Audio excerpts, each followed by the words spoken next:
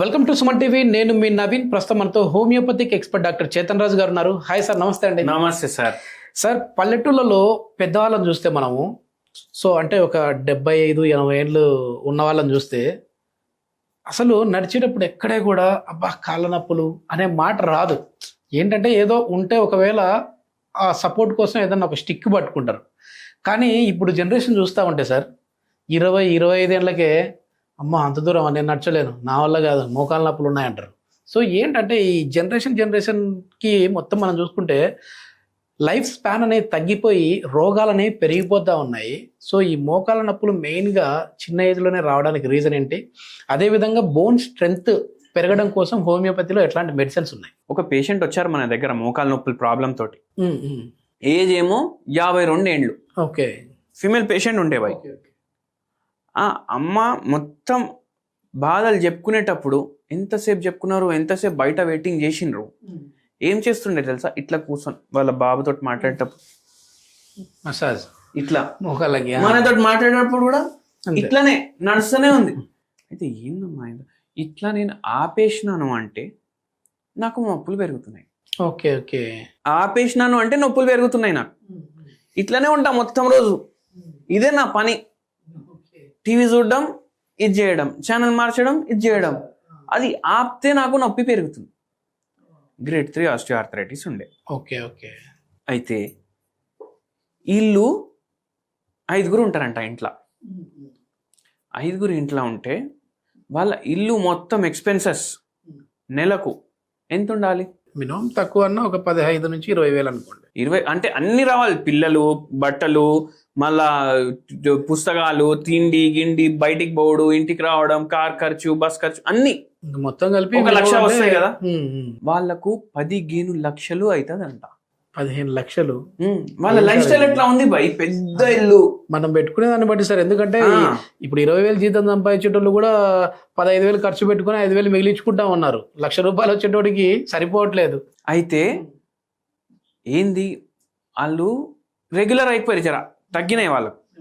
అయితే అప్పుడు open up అవుతారు కదా పేషెంట్లు, జర ఫ్రీ అవుతారు. ఇంటికి ఇంటీరియర్లకు 8 కోట్లు పెట్టిరంట. 8 కోట్లు.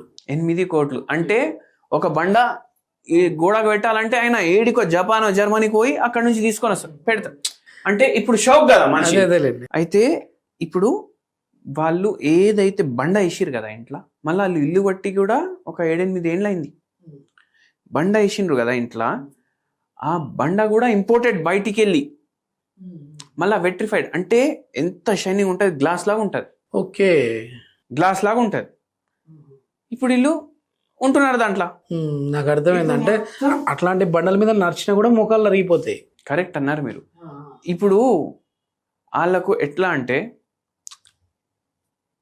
పూజా గదిలో చెప్పులు వేసుకొని పోవద్దు, వంట గదిలో చెప్పులు వేసుకొని పోవద్దు. అది వాళ్ళు మెయింటైన్ చేస్తున్నారు.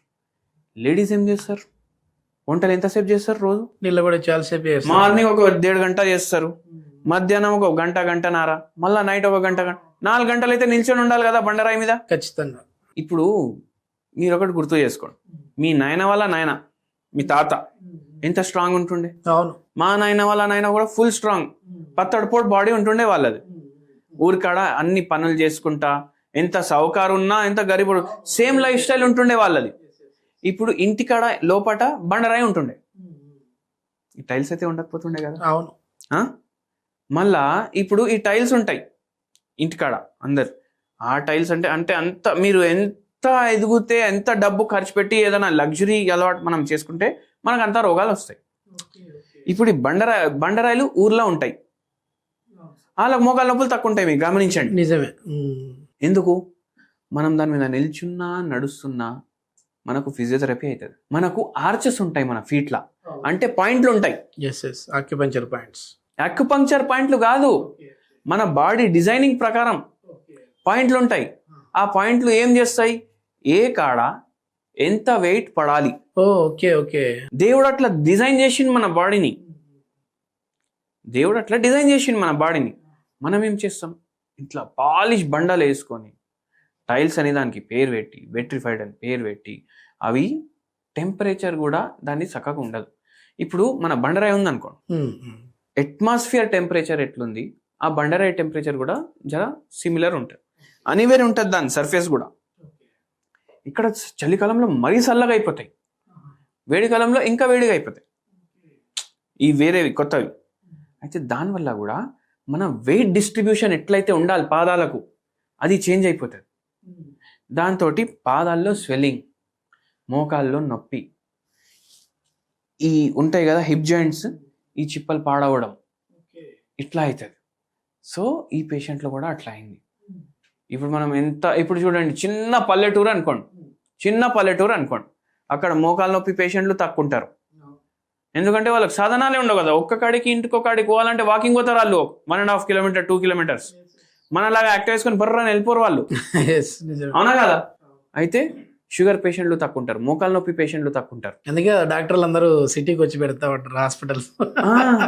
అయితే ఇప్పుడు మళ్ళా పల్లెటూరు నుంచి చిన్న టౌన్కి వెళ్ళండి, జర చిన్న చిన్న ప్రాబ్లంలు పెరుగుతాయి, అవునా కదా.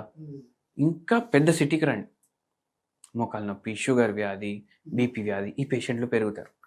సిటీలోకి వెళ్ళి డెవలప్డ్ సిటీ టోక్యో లేదంటే New York, New Jersey full developed, and గోక్కోవడానికి కూడా ఒక మషిన్ ఉంటుంది.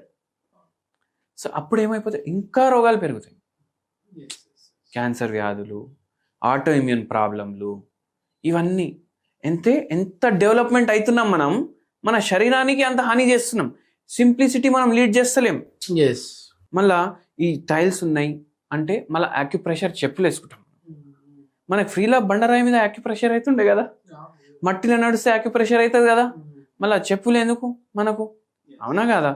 సో అట్లా చెప్పులతోటి ప్రాబ్లం అవుతుంది. మళ్ళీ ఇంకోటి హై హీల్స్ వేసుకుంటారు కొన్ని లేడీస్. అవును, ఏందండి ఎందుకు అయ్యమ్మ ఆయన జర పొడుగుంటారు, మళ్ళీ ఫోటో తీస్తే మనకు కరెక్ట్గా రావాలి కదా ఫ్రేమ్ అనేసి అంటారు. దానికోసం హై హీల్స్ వేసుకుంటారు. దాంతో నరాల బలహీనత, నడుము నొప్పి ప్రాబ్లం, మోకాల నొప్పులు, పాదాల కింద తిమ్మిర్లు, మంటలు, ఇవన్నీ దానివల్ల వస్తాయి. Okay okay. సో లైఫ్ని మాడిఫై మనం మన హెల్త్ కోసం చేసుకోవాలి, కానీ మన బాడీ మాడిఫికేషన్ లైఫ్ థ్రెటనింగ్ అవ్వద్దు. అట్లా మళ్ళీ ఈ పేషెంట్కి మనం ఏం చెప్పినాము, మీ ఇష్టం అమ్మా ఇట్లా ఉంటుంది, ఇట్లా మీరు ఇంత తయారు చేసుకున్నారు కదా ఇట్లా ఉంటుంది, మనం మందులు అయితే ఇవ్వడం స్టార్ట్ చేస్తాం. తగ్గడం స్టార్ట్ అయింది. ఓకే, తగ్గడం స్టార్ట్ అయినాక ఏందమ్మా మళ్ళా బండ అది ఏంది సార్ మీరు అది అన్నారు కదా అట్లా మళ్ళీ కోట్లు పెట్టించి బండలు వేయించడం, మళ్ళీ ఏం చేసినామంటే ఏం లేదు సార్, ఇప్పుడు నేను పూజ గదిలో పోగానే కింద కూర్చుంటా, మ్యాట్ వేసుకొని కూర్చుంటా. ఇప్పుడు వంటింట్లో పోతలేను, నేను చెప్పులు వేసుకొని ఉంటున్నా ఫుల్ డే. Okay okay. మళ్ళా మీరు ఇచ్చిన మందులు వాడుతున్నా, అండ్ ఆపరేషన్ కూడా చేయించుకుంటలేను. మీ మందులతోటి నాకు మంచిగా తగ్గింది, ఆపరేషన్ కూడా చేయించుకుంటా. వాళ్ళకి ఒకటి చెప్తా సార్, మన దగ్గర ఒక వారం తర్వాత ఆపరేషన్ చేసుకుందామని అనుకునేటోళ్ళకు కూడా నొప్పులు తగ్గినాయి. కానీ నేను ఒకటి చెప్తా, మనము ఎంఆర్ఐ కానీ ఎక్స్రే కానీ సిటీ కానీ ఎప్పుడు చేపిస్తాం, మనకి డిసీజ్ ముదిరింది అని తెలిసినప్పుడు, డాక్టర్లు రెఫర్ చేసినప్పుడు ఎప్పుడు రెఫర్ చేస్తారు. మనకు పరేషాని దానివల్ల వస్తుందంటే మనం డాక్టర్ దగ్గర పోతాం. డాక్టర్ దగ్గర పోయి ఇది ఉంది అయ్యా పరేషాని అంటే నా ఎక్స్రే చేపిస్తే మనకు తెలుస్తుంది. అంతలో ఇంత అరిగిపోయింది. చాలా మందికి రోగం ఉంటది, వాళ్ళకు సిమ్టమ్లు ఉండవు. Okay okay, asymptomatic. అది ఎందుకు ఉంటది, 21 తర్వాత మన బాడీ చచ్చిపోవడం స్టార్ట్ అవుతుంది. ఓకే, 80 ఏండ్లకు మనం చచ్చిపోయినా ఆ ప్రాసెస్ ఏమో 21 ఏండ్లకు స్టార్ట్ అవుతుంది. Okay okay. మెల్లమెల్ల సంపుకుంటా బాడీ ఒక పూర్తిగా మన ఆత్మ వెళ్ళిపోతుంది బాడీలోకి వెళ్ళి. సో ఈ ఎక్స్రేలు ఎంఆర్ఐలు ప్రతి పేషెంట్కి ప్రతి మనిషికి చేపించినాం అనుకోండి, కొందరికి నడుములో ప్రాబ్లం, కొందరికి మెడలో ప్రాబ్లం, కొందరికి మోకాల్లో ప్రాబ్లం, కొందరికి పాదాల కింద ప్రాబ్లం, ఏదో వస్తూనే ఉంటది. కోవిడ్ టైంలో టెస్ట్ చేస్తే అందరికి బయటపడతా ఉన్నట్టు, అందరికి బయటపడ్డా. ఇప్పుడు అందరికి కోవిడ్ ఉండే కానీ అందరికి సిమ్టమ్లు లేకుండే కదా, అట్లనే. సో మనం మెయిన్ సిమ్టమ్స్ ఫస్ట్ తగ్గించేయాలి. మళ్ళా ఒక 10 మందికి, ఇప్పుడు 52 ఏళ్ళు ఈ పేషెంట్ ఏజ్, 52 ఏజ్ వయసు వాళ్ళు 10 మందికి మనం టెస్ట్ చేపిస్తే యావరేజ్గా వాళ్ళ మోకాలు ఎట్లున్నాయి, అట్లా మోకాలు అయిపోతే కూడా చాలు కదా, చాలు, కథం తగ్గిపోయినట్టే కదా. ఓకే, హోమ్ రెమెడీ ఏంటి సార్ మా వాళ్ళకి? హోమ్ రెమెడీ, అచ్చా ఈ పేషెంట్కి కూడా ఒక హోమ్ రెమెడీ చెప్పినాను నేను, అయితే మీ అందరికీ కూడా చెప్తాను నేను. ఏంటంటే ఒక చాయ్ దొరుకుతుంది, ఆ చాయ్ పేరు white tea. White tea, white tea అంటే ఏంటంటే మన టీ లీవ్స్ ఉంటాయి కదా, దాంట్లోనే ఒక రకం. ఓకే, దీంట్లో యాంటీ ఆక్సిడెంట్లు ఫుల్ ఉంటాయి. యాంటీ ఇన్ఫ్లమేటరీ ప్రాపర్టీలు కూడా ఉంటాయి. ఓకే. ఇది మీరు తెప్పించుకోండి. మీ white tea order online home delivery అంటే వస్తాయి. చాయ్ రేటే ఉంటుంది మీకు. Okay okay. కొంచెం మీకు ఒక 20 రూపాయలు 30 రూపాయలు ఎక్కువ ఉంటుండొచ్చు గంతే. గ్రీన్ టీ ఉంటుంది కదా, గ్రీన్ టీలో హెల్త్ బెనిఫిట్స్ ఉంటాయి కదా, దాంట్లో ఎన్నో తరాలు ఎక్కువ హెల్త్ బెనిఫిట్ దీంట్లో ఉంటుంది వైట్ టీలో. Okay okay. Anti inflammatory properties, energetic properties ఉంటాయి. అండ్ వీటితోటి మోకాల నొప్పుల్లో జర రిలీఫ్ ఉంటుంది, మీకు రిలీఫ్ మాత్రం ఉంటుంది. అయితే ఇప్పుడు గ్రీన్ టీ ప్రిపరేషన్ ఎట్లా చేసుకుంటారు? నార్మల్గా మీరు డికాక్షన్ తయారు చేసుకుంటారు కదా, గట్లనే తయారు చేసుకోవాలి. తయారు చేసేటప్పుడు ఇంత పసుపు కొమ్మ దాంట్లో దంచేసి వేసేయాలి, అది white tea. Okay okay. White tea మామూలుగా కూడా తాగొచ్చు మీరు, కానీ వైట్ టీ తయారు చేసుకునేటప్పుడు మీరు జర పసుపు కొమ్మ వేయండి దాంట్లో. యాంటీసెప్టిక్, యాంటీబయాటిక్, మళ్ళా ఎనర్జెసిక్, సో ఎన్హాన్స్ అయిపోతుంది. అది తాగి మీరు వచ్చి కమెంట్ చేయండి వారం తర్వాత ఎట్లా. నిజంగా చాలా మంచి ఇన్ఫర్మేషన్ సార్. ఏంటంటే మన లైఫ్ స్టైల్ అనేది ఏదో మనం టెక్నాలజీ వెనకాల పరిగెడుతూ మనం ఇంకా కొంచెం అభివృద్ధి పరంగా ముందుకు వెళ్తా ఉన్నాం అనుకుంటాం, కానీ బాడీని మాత్రం తగ్గించేసేస్తా ఉన్నాం, దాని పనితీరుని తగ్గించేసేస్తా ఉన్నాం, కాబట్టి ఈ రోగాలన్నీ వస్తూ ఉన్నాయి. ఎస్, థ్యాంక్ యూ అండి. Thank you.